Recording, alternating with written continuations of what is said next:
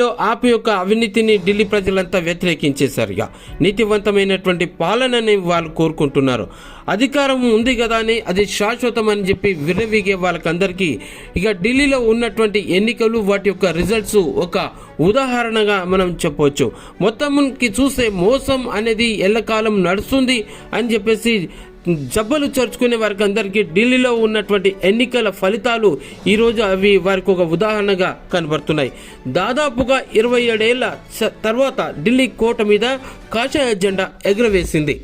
తాజాగా వెలువడుతున్నటువంటి ఈ ఢిల్లీ అసెంబ్లీ ఎన్నికల ఫలితాల్లో ఆమ్ ఆద్మీ పార్టీకి గట్టిగానే భాజపా షాక్ ఇచ్చేసింది. ఘన విజయం వైపు దూసుకెళ్లింది. ఇప్పుడు ఇక ప్రభుత్వం ఏర్పాటే తర్వాయి ఇక మళ్ళీ ఢిల్లీ తదుపరి ముఖ్యమంత్రి ఎవరు అనేది ఇప్పుడు భాజపా వర్గాల్లో ఎవరిని వరిస్తుంది ఆ పీఠం అనేది ఇప్పుడు ఆసక్తిగా మారింది. ఈ క్రమంలోని పలువురి పేర్లు కూడా తెర మీదకి వస్తున్నాయి. ముఖ్యంగా చూస్తే ఆప్ జాతీయ కన్వీనర్ మాజీ సీఎం కేజ్రీవాల్ ఓడించిన పర్వేజ్ శర్మ పేరు ఇప్పుడు సీఎం రేసులో ఉన్నట్టుగా ప్రధానంగా వినబడుతుంది. ఢిల్లీ మాజీ ముఖ్యమంత్రి సాహెబ్ సింగ్ వర్మ కుమారుడైనటువంటి పర్వేజ్ వర్మ 2014 నుంచి 2024 వరకు పశ్చిమ ఢిల్లీ నుంచి లోక్సభ సభ్యుడిగా కొనసాగారు.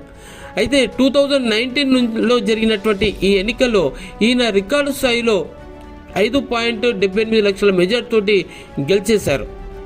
ఇక అది ఢిల్లీ చరిత్రలోనే ఓ లోక్సభ అభ్యర్థి సాధించినటువంటి అత్యధిక మెజార్టీ. సో ఇంతటి మెజార్టీ సాధించినటువంటి వ్యక్తి ఇంతకు ముందు ఎవ్వరూ లేరు. సో అయితే వివాదాస్పద వ్యాఖ్యల నేపథ్యంలో గత ఏడాది లోక్సభ ఎన్నికల్లో టికెట్ ఇవ్వలేదు. ఆ తర్వాత అసెంబ్లీ ఎన్నికల్లో కేజ్రీవాల్కు ధీటైన అభ్యర్థిగా ఎవరిని దించాలనేటువంటి దాని మీద బీజేపీ చాలా భారీగానే కసరత్తు చేసింది, తర్జన భర్జనలు పడింది. చివరికి వర్మను రంగంలోకి దించింది.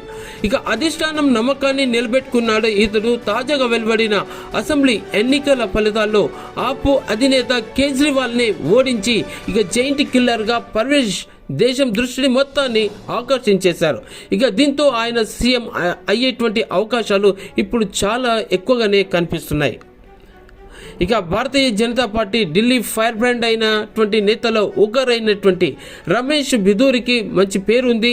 గతంలో కూడాను పార్లమెంట్ లోపల ఆ తర్వాత వెలుపల కూడా వివాదాస్పద వ్యాఖ్యలు చేశారు. అప్పట్లో వార్తల్లో నిలిచారు కూడా.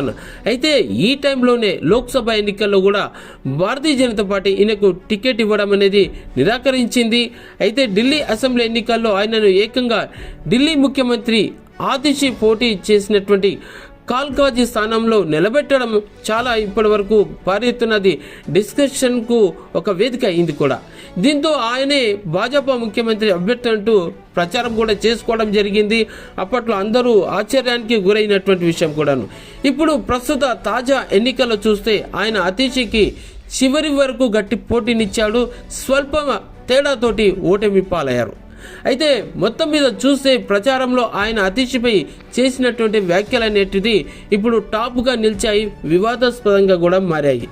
అయితే ఈ నేపథ్యంలో భాజపా ఆయన వైపు మొగ్గు చూపుతుందా లేదా మరి ఏం చెప్తుందనేది వేచి చూడాల్సిన విషయం. ఇక మరో విషయం చూస్తే ఢిల్లీ అసెంబ్లీ ఎన్నికలకు కొద్ది నెలల ముందు ఈ కైలాష్ గెహ్లోట్ ఆమ్ ఆద్మీ పార్టీకి గుడ్ బై చెప్పేసి భాజపాలో చేర్పారు. మరి జాట్ వర్గానికి చెందిన కైలాష్ గెహ్లోట్ గతంలో ఆప్ సర్కార్లో ఉన్నప్పుడు రవాణా మంత్రిగా పనిచేశారు కూడా.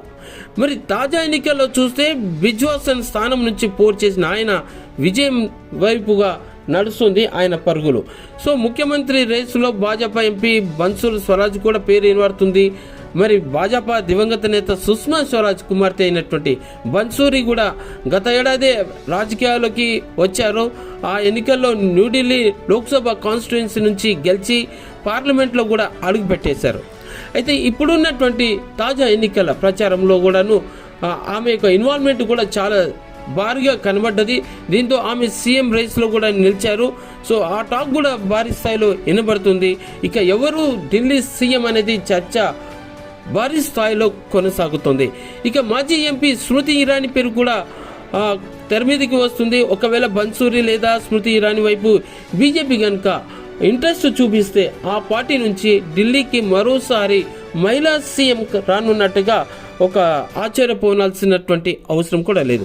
సో భాజపా దివంగత నేత సుష్మా స్వరాజ్ గతంలో ఢిల్లీ ముఖ్యమంత్రిగా కూడా పనిచేశారు. సో ఎటువంటి అనూహ్య పరిణామాలైనా కూడా జరగవచ్చు. సో భాజపా రేసులో వీరందరూ ఉన్నారు. సో ఈ సీఎం ముఖ్యమంత్రి ఇక ఆ పీఠం ఎవరిని వరిస్తుంది, భాజపాలో సీఎం రేసులో ఉన్నటువంటి వీరందరూ సో భాజపా ఎటువంటి నిర్ణయం తీసుకుంటుంది అనేది వేచి చూడాల్సిందే.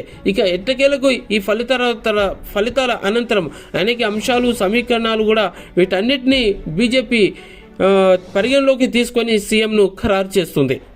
మరొక అంశంతో మళ్ళీ మీ ముందుకు వస్తాను. చూస్తూనే ఉండండి.